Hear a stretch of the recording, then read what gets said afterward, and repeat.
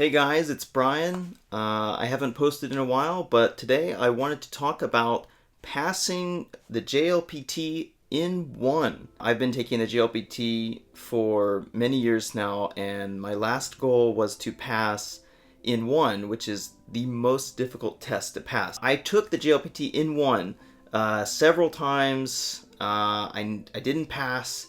I was always off by 10 or 20 points. But anyway, I took the N1 for the last time. I decided, this is going to be it for a while. I'm going to take a break after I take this one, whether I pass or fail. So I took it in December. In January of this year, I got the results. I was really shocked when I checked the results, where I thought it would say failed. It actually said passed. For me, that's a personal achievement that I've wanted for a long time. I could never have imagined when I first came to Japan that I would one day pass N1. Even N2 seemed like a faraway dream for me. This is my experience, but maybe some of you have different areas that you're weaker in. I had the hardest time with reading comprehension. It's not because I couldn't understand the articles. The problem was the comprehension questions. They're very tricky. I've even shown my wife, who's a native Japanese speaker, and she said sometimes some of those questions are really difficult because it could be this answer, it could be the other answer. It's not really clear sometimes.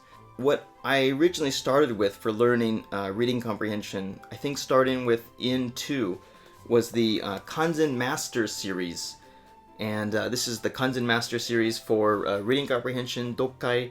And this is very difficult at first if you're just starting out, but these are very good practice. Highly recommend them. My only issue with this book was I went through it so many times that I started to remember the answers or what the articles were about. So what I had to do for that is I had to find more. I had to find more reading comprehension practice.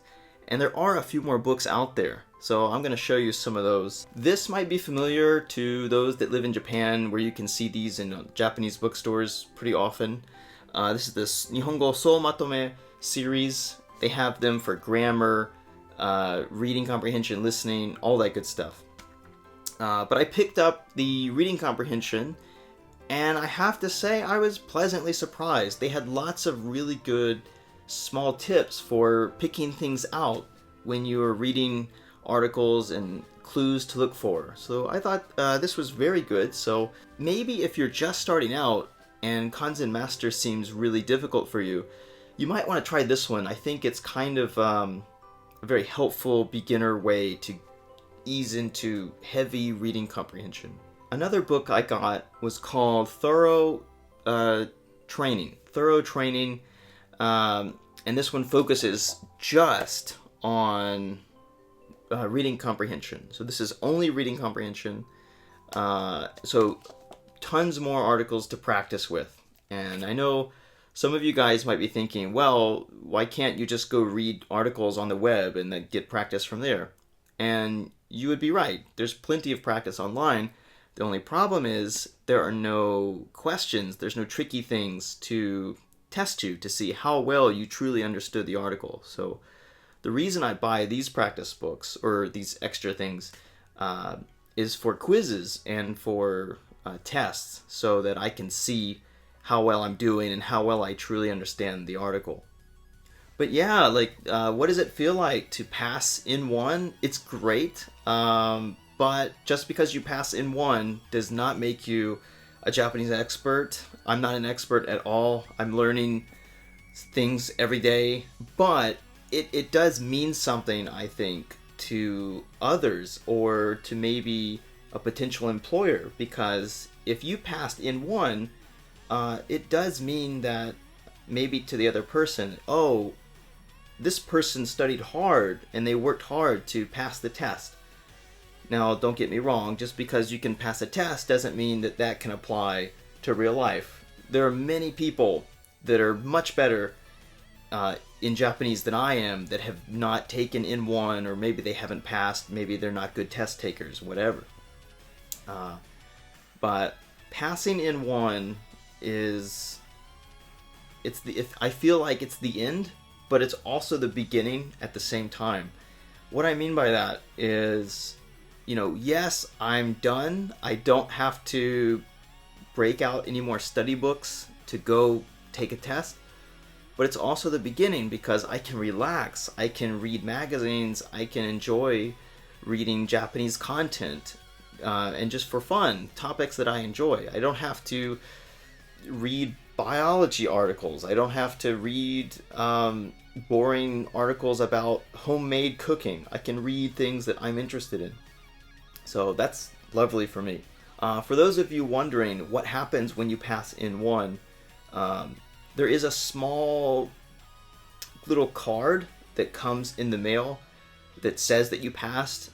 And I didn't realize this until maybe a year or so ago, but there's an option to order on the internet through the JLPT website a certificate stating that you passed N1. And I assume that's for employers if they want to see proof, or, it looks much better than the card they send you in the mail. And so I paid 2,000 yen. I was waiting for my certificate. I thought it was going to come in a nice envelope and be very nice. And boy, I was really surprised when it came in a very tiny, long envelope, and I opened it, and this really nice certificate was all folded up.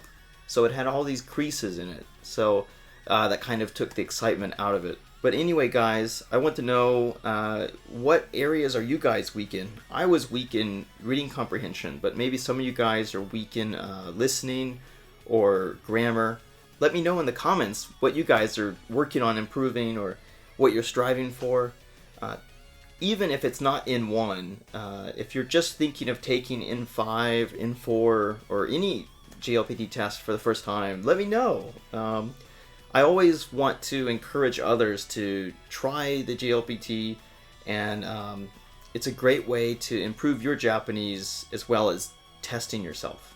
Okay, so that's my news about JLPT N1. I did it, which means you guys can do it too. Take care and see you next time.